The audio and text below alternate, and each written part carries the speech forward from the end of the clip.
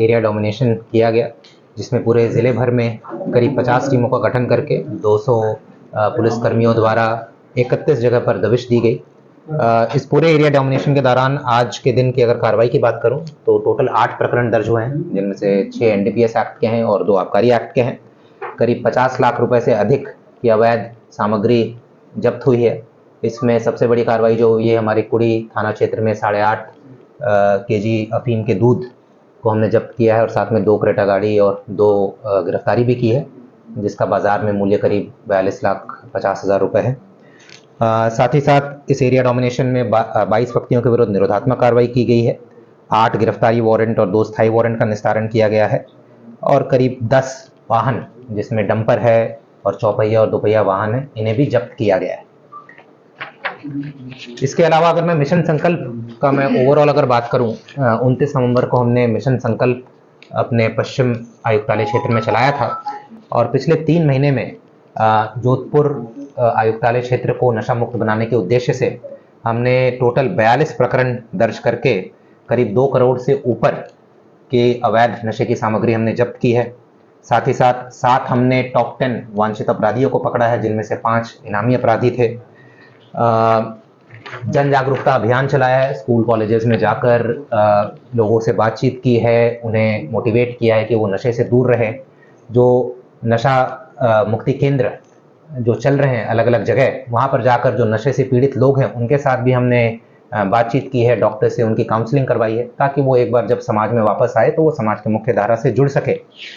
और अन्य सहयोगी, जितने सहयोगी हैं हमारे जो कि इस क्षेत्र में काम करते हैं, जैसे एनसीबी हो गया, उनके साथ सूचना सूचना का आदान प्रदान रहा है हमारा। ड्रग कंट्रोलर के साथ मिलकर हमने 3 दवा की दुकानों का लाइसेंस निरस्त कराया, जहाँ पर कुछ अनियमितताएं पाई गई थी।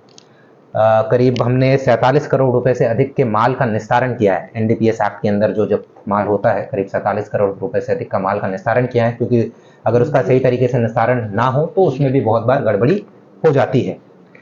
साथ ही साथ हमने 68 एनडीपीएस एक्ट के अंदर करीब 1.5 करोड़ रुपए, एक जो अपराधी है दिनेश बिश्नोई लोनी थाना क्षेत्र का, करीब 1.5 करोड़ रुपए की उसकी संपत्ति भी हमने फ्रीज कराई है। तो इस प्रकार से हमने पिछले 3 महीने में एक 360 डिग्री अप्रोच अडॉप्ट करके हमने प्रयास किया है कि नशे से संबंधित सप्लाई चेन है उसको भी कमजोर किया जाए, उसको भी ध्वस्त किया जाए। जो छोटे छोटे रिटेलर्स है, सप्लायर्स है, उनको हमने टारगेट किया है ताकि ये पूरा सप्लाई चेन कमजोर हो। और जो डिमांड साइड है, जो लोग नशा का सेवन करते हैं, उनको भी हमने जागरूक करने का प्रयास किया है, उनकी काउंसलिंग करवाई है, ताकि जोधपुर को नशा मुक्त बनाने में की दिशा में हम अग्रसर हो सकें। फॉर्मली हम मिशन संकल्प का समापन कल करेंगे। कल हम एक मिनी मैराथन का आयोजन करेंगे और नुक्कड़ नाटक का आयोजन करेंगे और फॉर्मली हम कल समापन करेंगे।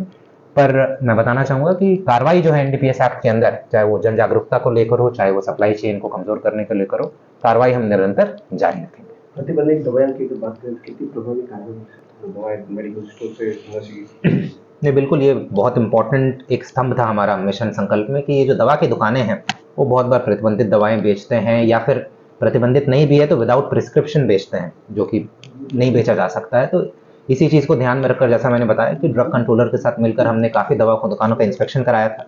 उसमें 3 दवा की दुकानों का लाइसेंस निरस्त हुआ और कुछ को शो कॉज नोटिस भी इशू हुए, और ऐसी कार्रवाई हम आगे भी जारी रखेंगे। बात करें तो किस इलाके से इनको पकड़ा गया, तो सूचना की है? अभी कुड़ी थाना क्षेत्र में इन्हें पकड़ा गया है। ये कहाँ से माल आया था, कहाँ जा रहा था, ये भी अनुसंधान का विषय। एक बार प्रारंभिक तौर पर जब पूछताछ करेंगे तो क्लियर होगा।